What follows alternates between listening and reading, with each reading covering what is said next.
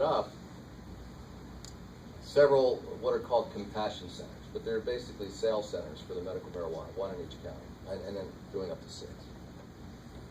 So we signed the law. The law got passed, and then I signed it on the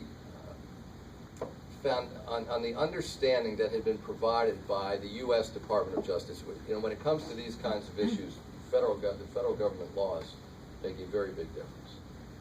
And there was a memo from a very senior person at the U.S. Department of Justice that gave us comfort that we could go forward with this law, and that people in Delaware who were acting in compliance with state law, and we had a very carefully crafted state law, that people who were acting in compliance with state law would not be subject to prosecution.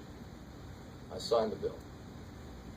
Literally, like a month later, a different senior person at the U.S. Department of Justice writes a very different memo with very different guidance that basically says if you are a patient and you're using medical marijuana under state law, you're fine.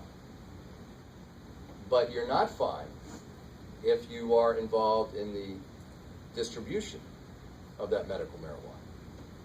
Now, this has been one of my great disappointments with the federal government over the last few years, because essentially the guidance is go ahead and use it, but you're on your own in terms of trying to buy it.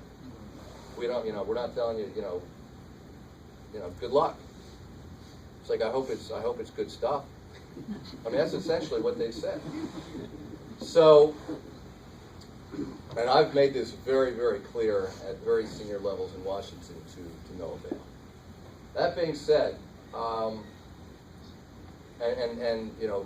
of the big, we are concerned about putting state employees, for example, in harm's way with respect to potential prosecution for being involved in these sales.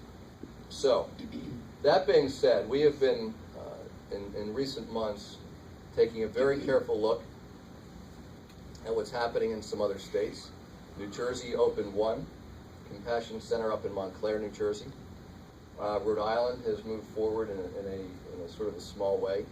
So we are trying to figure out whether there is a path forward that provides what it is that we decided to provide a couple of years ago, while also doing the very best we can to protect those who would be involved in the distribution and sale and cultivation and the rest. And so I don't have a specific path forward to tell you about today, but I can tell you, and whoever is at home who wanted you to ask the question, that this is, I am hoping to have such a path within the next couple of months.